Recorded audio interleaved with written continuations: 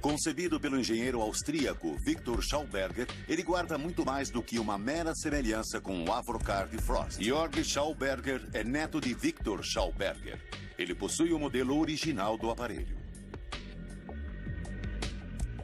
E este é o protótipo. Victor Schauberger é muito bem conhecido quando se fala de sucção, antigravidade, levitação, energia. E este é o chamado repulsing. Schauberger fez seu trabalho no campo de concentração de Mauthausen. Como o Avrocar, o repulsing de Schauberger operava sob o efeito Coanda. Segundo Jörg Schauberger, os testes iniciais de seu avô maravilharam a equipe. Acidentalmente, o aparelho voou até o teto durante a demonstração. Victor pensou que havia uma força levitacional operando na máquina. E isso é a antigravidade funcionando. Mas em 1944, quando o Schauberger e sua equipe estavam fazendo progressos, a SS ordenou que ele fosse para o leste. Ele escreveu que teria de ir para uma instalação secreta em algum lugar na Polônia. E aí não tivemos mais notícias dele por muitas e muitas semanas. Polônia, onde nasceu o Sino, outro projeto nazista ligado a vórtex e antigravidade. Será que Schauberger foi mandado para reforçar a outra equipe? No fim da guerra, os projetos e protótipos dele foram confiscados pelos aliados. Depois da guerra, Victor disse que os Estados Unidos tinham roubado coisas dele que eram muito importantes para o seu trabalho. Todos os protótipos operacionais do Repulsion desapareceram. Alguns anos depois, quando os primeiros relatos de discos voadores começaram nos Estados Unidos, Victor Schauberger ficou espantado. E ele disse aos jornalistas ou às pessoas que queriam ouvir: fui eu que construí o primeiro disco voador. Nesse caso, eu devo ser o pai dos OVNIs. Será que os projetos confiscados de Schauberger ajudaram os Estados Unidos a construir discos voadores? Mas enquanto os cidadãos norte-americanos olhavam para o céu com graus diferentes de preocupação, os homens de preto enxergavam além. Estavam desesperados para construírem seus próprios discos e, como os russos, procuravam um cientista nazista experiente para ajudá-los. Em 1945, quando os nazistas se renderam, o exército norte-americano estava preocupado que os cientistas alemães caíssem nas mãos dos soviéticos. Os Estados Unidos também queriam explorar o conhecimento desses cientistas para auxiliar no desenvolvimento de programas relacionados a mísseis, armas eletrônicas, radares, aerodinâmica de supersônicos, motores a jato e outras tecnologias de que os alemães tinham conhecimento. Montaram um programa chamado Overcast Paperclip para reunir esses cientistas e trazê-los para os Estados Unidos. Uma operação secreta chamada Paperclip, as Forças Armadas norte-americanas transportaram engenheiros e cientistas nazistas para os Estados Unidos. O público norte-americano sabia de alguns nazistas resgatados. Werner von Braun era o garoto propaganda do programa. A maioria das pessoas que ouviu falar do projeto e do transporte de cientistas nazistas para os Estados Unidos pensava que eram apenas algumas centenas. Documentos confidenciais do Arquivo Nacional indicam que o verdadeiro número de cientistas chegava a milhares. Os nazistas destruíram os discos, mas os cientistas que os construíram sobreviveram e passaram a ser disputados pelos vitoriosos aliados. Quem venceria a corrida pelos segredos dos inventores do disco voador? Von Hohenheim, o pioneiro dos jatos alemães, foi para a base da Força Aérea Wright-Patterson. Alexander Lippisch, especialista em decolagem vertical, foi para White Sands, no Novo México. Eles trouxeram protótipos, como o dos caças Delta dos irmãos Horten e uma montanha de documentos. Em 1946, a Alemanha nazista tinha sido pilhada. Um ano depois, com todos os cientistas nazistas nos Estados Unidos, a primeira onda de avistagens de OVNIs começou. Bom, você não acha que Isso parece exatamente o que descrevemos, Jack. Foi isso mesmo que vimos. Será coincidência? Ou uma investigação mais cuidadosa da mais famosa avistagem de OVNIs em Roswell, Novo México, poderá revelar um novo e mais obscuro segredo? Junho de 1947. Kenneth Arnold, um piloto de 42 anos, faz o primeiro relato documentado de uma avistagem de OVNI nos Estados Unidos. Sobrevoando o estado de Washington, ele viu uma formação de aeronaves em forma decrescente com um padrão de voo muito peculiar. O Dr. Bruce Maccabee é um físico especializado em óptica que investigou o caso Arnold. Não tinham asas, não dava para ver as asas, motores, estabilizadores verticais, nada do que é normal. Mas ele presumiu que era um novo tipo de aeronave. A descrição de Arnold dos movimentos das naves gerou pela primeira vez a expressão disco voador. Depois de Roswell, as avistagens de OVNIs começaram a aumentar, chegando ao clímax na década de 50. Discos voadores são vistos em toda parte. Muitos desses discos fantásticos voam pelo ar. Você já viu algum? Havia dezenas de milhares de avistagens. E está bem documentado agora que existia algum tipo de guerra aérea sobre a América em 1952. De todas as teorias conspiratórias sobre os OVNIs nazistas, a mais controversa é a ideia de que alguns nazistas conseguiram fugir levando protótipos de discos. E há indícios claros de que um certo número de oficiais da elite da SS escaparam dos aliados e desapareceram. Naquele momento, os discos surgiam em toda parte. Dificilmente uma cidade ou um cenário de filmagem estariam a salvo. O governo precisava acabar com a especulação. E, para tal, seus especialistas em guerra psicológica apresentaram um plano perfeito em duas partes. Primeiro, uma personalidade militar mais experiente negaria firmemente que qualquer coisa estava acontecendo. Mas, por segurança, se espalharia rumores de que os discos voadores surgiram do espaço cósmico. Entreguei a mensagem, e agora? O plano foi lançado numa coletiva realizada no Pentágono em julho de 1952, um momento decisivo na história do disco voador. Este é o Major-General John A. Sanford, diretor da inteligência da Força Aérea dos Estados Unidos e quem conduziu a coletiva. O trabalho de Sanford era negar que havia qualquer coisa de importante naquelas visões.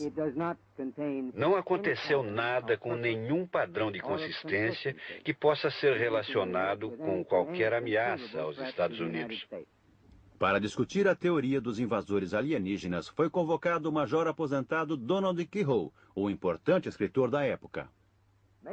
Major Keyhoe, como autor do livro Os Discos Voadores São Reais, qual a sua opinião sobre essas novas visões de objetos não identificados? Com o devido respeito, acredito que será provado que são de origem interplanetária. Era um plano simples e muito engenhoso. Agora, todos que vissem um disco militar seriam encorajados a acreditar que se tratava de alienígenas, enquanto o resto das pessoas acharia muita graça. Ele ficou lá por muitos minutos, não posso negar o que vi. A imprensa adorou a história dos alienígenas e a abordou com entusiasmo. A mesma edição da revista Life, que lançou Marilyn Monroe como estrela, também fez a carreira de muitos monstros de Marte. Naquele artigo foram entrevistados alguns governantes anônimos e especialistas militares, e eles sustentaram a ideia de que discos voadores não poderiam ser fabricados pelo homem, nem seriam armas secretas ou fenômenos sobrenaturais. Então, a alternativa restante era que eles vinham de outro planeta, e aquela foi uma das primeiras vezes em que a teoria recebeu uma publicidade maior. Nunca antes um filme deflagrou tal estado de euforia, um espetáculo emocionante. Os textos de Donald Keyhoe inspiraram o mais clássico filme sobre o tema, Heart vs. Flying Saucers, que contava com o perito em efeitos especiais Ray Harryhausen. A ideia fundamental veio de um de seus livros sobre discos voadores. Eu sabia que o governo tinha realizado muitas experiências com objetos voadores circulares e as mantiveram em segredo. A ideia era que todos acreditassem que alienígenas vinham do espaço cósmico. De fato, o governo estava tão interessado no filme que o produtor Charles Schneer tinha por tarefa mantê-lo informado sobre o que acontecia ali. Sem dúvida, assim que o roteiro foi finalizado, tenho certeza de que Charles o entregou a pessoas importantes e a membros do programa espacial. Manipulou conscientemente o mito dos OVNIs para encobrir os programas secretos que estavam sendo desenvolvidos. Em 1997, a CIA admitiu seu envolvimento ativo na contra-informação sobre os OVNIs. Toda vez que você começa a falar na Área 51, alguém começa a falar sobre OVNIs e extraterrestres cinzentos. Se isso é mesmo o resultado de um trabalho de contra-informação, eu gostaria de conhecer o responsável e cumprimentá-lo, porque ele é muito, muito bom. A história de discos voadores alienígenas é um disfarce bastante eficiente para uma aeronave secreta em forma de disco. Pode-se manter a mentira por anos. E os observadores de OVNIs dos Estados Unidos fundaram uma organização. Em Washington, um grupo fechado e não oficial conhecido como NICAP, Comitê Nacional de Investigações de Fenômenos Aéreos, convocou uma conferência e reacendeu uma antiga discussão com a Força Aérea. O NICAP foi a principal voz da teoria do disco voador. Era dirigido por um importante escritor de ficção, o mesmo que havia lançado a ideia dos alienígenas naquela extraordinária coletiva de 1952. 14 anos depois, ele ainda estava caçando alienígenas. O diretor do NICAP, Major Donald E. Kehoe, um oficial aposentado dos fuzileiros, insistiu que a Força Aérea sabia mais do que estava dizendo. Estamos sendo observados por uma máquina que está muito além de nós, muito mais desenvolvida, e deve ser controlada por uma civilização mais avançada. E pela enésima vez em muitos anos, a Força Aérea foi chamada diante do Congresso e disse não estar escondendo nada. Harold Brown, secretário da Força Aérea. Nós não estamos escondendo nada. Tudo parecia tão simples. Os curiosos acusam os militares de encobrir uma invasão alienígena iminente, e os militares negam. Mas ninguém enxerga uma terceira possibilidade de que os OVNIs sejam equipamentos militares. O governo teve muita sorte por esses curiosos entusiasmados serem tão bem organizados. Acreditamos que os OVNIs são reais e que eles vêm do espaço e que são controlados por vida inteligente. Acontece que tal organização não era um produto de sorte. O NICAP foi liderado pelos Homens das Sombras. Entre seus membros do conselho estava o primeiro diretor da CIA, Roscoe Hullencutter, e o agente da CIA, Bernard J.O. Carvalho. O primeiro diretor da NICAP foi Nicholas E. Rockford, membro da divisão de guerra psicológica da CIA. E quando Kehoe se demitiu como presidente da NICAP, foi substituído por Joseph Bryan, também da divisão de guerra psicológica da CIA. Mas o que dizia o próprio Kehoe? Eram naves espaciais interplanetárias. Será que ele acreditava mesmo em discos voadores alienígenas ou teria ele alguma ligação com a busca do exército norte-americano pela tecnologia do disco voador alemão? Um homem que poderia saber era o engenheiro alemão Andreas Epp, que havia passado para o lado norte-americano. Numa entrevista gravada em 1997, ele surgiu com uma resposta notável para esta pergunta. Acha que os norte-americanos queriam manter o seu disco voador em segredo? Desde o começo, bem no começo, o Major Kehoe estava no Pentágono, na divisão de OVNIs, e eles descobriram que a Alemanha estava construindo discos voadores. Então, o que acontece na Área 51? Ela ainda emprega milhares de pessoas.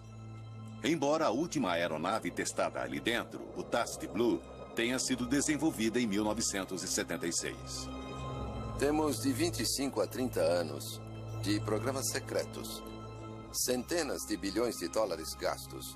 E não sabemos nada a respeito. Horten H-9, Stealth, F-117, B-2. A Força Aérea Norte-Americana tem conseguido esconder seus programas secretos e qualquer prova de discos voadores. Muitos pareciam ser mais triangulares do que circulares. A especulação entre os observadores de OVNIs aumentou tremendamente.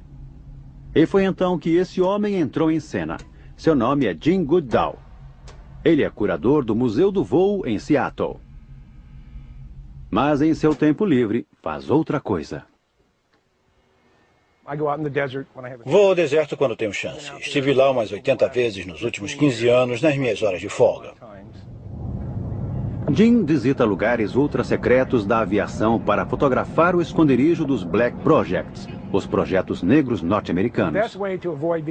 O melhor jeito para evitar ser descoberto é alugar um veículo de cor neutra. Eu tinha uma rede de camuflagem infravermelha. Colocava sobre o veículo, jogava ramos de sálvia sobre ele, e quando eles olhavam ao redor, não viam nada que chamasse a atenção. Em 1988, Jim tirou uma foto de uma aeronave que havia sido mantida no mais profundo sigilo por mais de 10 anos. Estava com minhas câmeras prontas. Ouvi algo decolando e vi um T-38 no ar que eu tinha identificado. E então apareceu um F-117 sobre minha cabeça. O F-117 é o Stealth Fighter, uma aeronave invisível. Por mais de uma década, ela tem voado nos céus norte-americanos e vem sendo convenientemente identificada como uma nave alienígena. Gastei um filme colorido de 36 poses e só tive umas 2 fotos fora de foco ou escuras. Eu estava tremendo de emoção. Foi um dos momentos mais emocionantes da minha vida. E minha foto foi essa aqui. Olha, esta imagem bem aqui. Com essa foto, Jim revelou a verdade sobre as imagens triangulares. Se você olhar um F-117 de frente, ele parece um disco voador. Então, muitos deles, se não conseguirmos identificá-los, se tornam OVNIs, objetos voadores não identificados. Nos anos seguintes, o número de aeronaves triangulares diminuiu, mas as aparições de objetos arredondados não. Recentemente, a Força Aérea Mexicana liberou algumas imagens formidáveis tiradas por seus pilotos usando o infravermelho. Estranhamente, embora 11 aeronaves pudessem ser vistas, somente 3 foram registradas por radar. Então, teriam os verdadeiros alienígenas finalmente chegado? Ou teriam esses discos algo a ver com os militares norte-americanos? Um grande querido amigo chamado Ben Rich substituiu Kelly Johnson na Lockheed. 10 dias antes de sua morte, eu estava conversando com Ben e ele disse: Jim, existem coisas no deserto que estão 50 anos além do que podemos compreender. Eles têm aproximadamente 4.500 pessoas na Lockheed. O que eles têm feito nos últimos 20 anos? Estão construindo algo. Mas os outros países, outras avistagens. Existe uma explicação para os incríveis relatos de OVNIs fora dos Estados Unidos? Uma explicação que possa nos levar de volta aos engenheiros nazistas? O primeiro país que desvendar o segredo do disco voador irá controlar os céus de todo mundo, e não quero que seja a Rússia.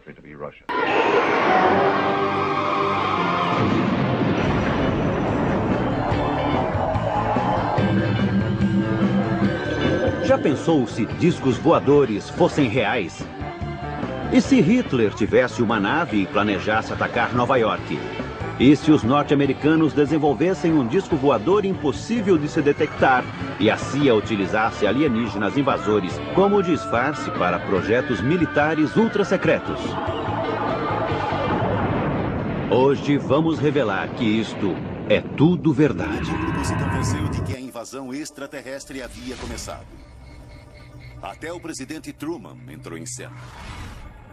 Existem coisas assim acontecendo. Discos voadores, sabe? No fim dos anos 50, a cultura popular reforçou a mensagem. OVNI significava extraterrestre. Discos voadores vinham do espaço. Mas seja quem for que estivesse por trás da campanha para propagar o mito dos alienígenas, ela teve muito sucesso. E que melhor lugar para um mito do que Hollywood, a terra dos sonhos. Ano 9 do espaço cósmico.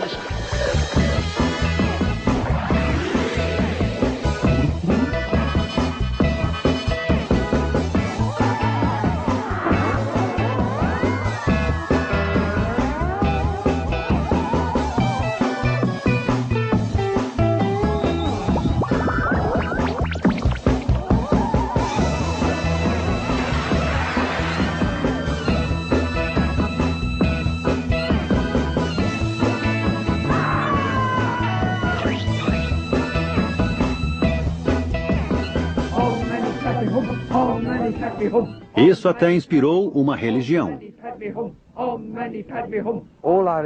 Toda a nossa informação vem do nosso líder, que é um yogi e está em contato com uma inteligência espacial.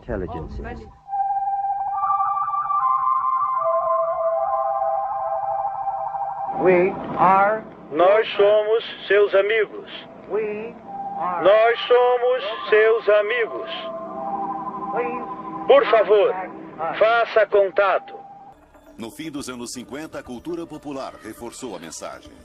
OVNI significava extraterrestre. Discos voadores vinham do espaço sideral. Papai, quando você esteve lá, você viu alguma coisa? Não vamos começar novamente com essa bobagem de disco voador.